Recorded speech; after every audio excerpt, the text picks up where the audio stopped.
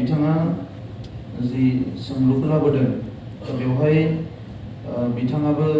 मोनसे दायित्व दं होननानै आं सानदों मानोना गोलाव सम बिथाङाबो एनडिपिनि दैदेनगिरिमोन सिगांनि जि लिस्ट बे लिस्टखौ लानानै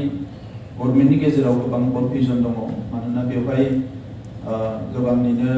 पोस्टमर्टेम रिपर्ट एबा पुलिस रिपर्टफोरा थिग नङामोन दा बेखौ फिन जोङो स्क्रुटिनि खालामबाय थानाय जादों आरो सेकेन्ड 2020 एकर्डनि उनाव एनडिपिनि मुङाव जिखिनि मार्टियार जादों बे मार्टियारनि लिस्टखौ बरननो हानायानो बारा गोबाव जायाखै बे लिस्टखौ बरनखांनायनि उनाव बियो गोबां रोजा जादों 4,000निख्रुइ बांसिन जादों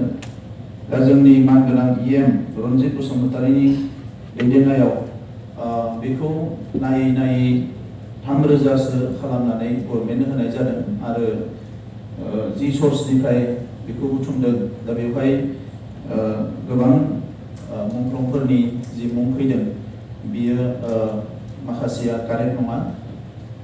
बिनि नेचार अफ डेथआ मुंख्लं होननानै माने मान होजाथावथाव नङा दा बेखौ नायनानै दा बेखौ एसे स्क्रुटिनि खालामनानै होनाय जादों दा बेनि उनाव फिन गभर्नमेन्टनिफ्राय जिहेतु बेयो गभर्नमेन्टनि थाखा हम मिनिस्ट्रिनि गेजेरजों स्टेट गभर्नमेन्टआ जिखिनिखौ भेरिफाइ खालामबाय थादों दा बेवहाय बावैसो 2,201 जोंनो बिथांमोना हरदोंमोन बिनि गेजेरावनो 4 थांनाय हम मिनिस्टारा जेला 40 जन होयो बेवहाय मोनखांखाबाय दा बेनिखायनो 193नो जों होनो हादों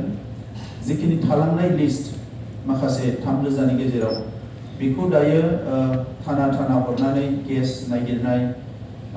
पोस्टमर्टेम रिपर्ट नागिरनाय बायदिसिना खामानिफ्रा सोलिबाय थादों नाथाय बै समाव एनडिपिनि मुभमेन्टनि समाव गोबां मुंख्लंफोरखौ लानानै केस एबा एफआईआर होनाय जायाखैमोन बिथांमोना थैनाय समाव थासारिया हयथ' मोजां नङामोन आं सोंनायनि फिननायखौ मोनबाय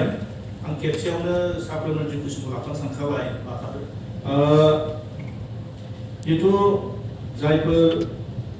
मुंख्लं मार्टियार्स फेमिलिफोरनो जितु एसग्रेजिया होनो गोनां जितु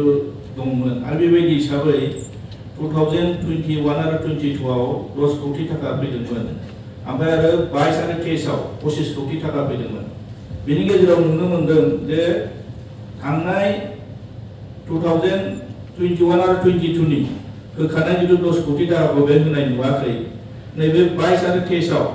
जितु 25 कौटि थाखानि गेजेराव 10 कौटि 5 लाख बेखौ गासै 201 जन दंमोन बिनि गेजेराव 193 मुंख्लं नखरनो एक्सग्रेजिया होनाय जादों होननानै बुंदों दा बेहाय आंनि सोंनायनि फिननाया नैबे जे सोंनाया बे जे मोननै जाना दं जोंहा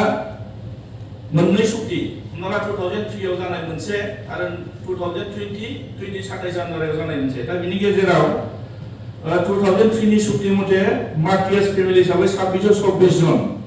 बे मोनसे लिस्ट ओंखारदों आरो नैबे 2020नि 27 जानुवारियाव जानाय सुक्ति मथे 3,168 जन मार्टियार्स फेमिलिफोरनो अलरेडि लिस्ट ओंखारदों दा बिनि गेजेराव मा खामानिनि थाखाय फैसाफोरा थांफिनखो मानो होनो हायाखै बेखौ आङो काउन्सिलनि गेजेरजों मिथिनो लुबैदों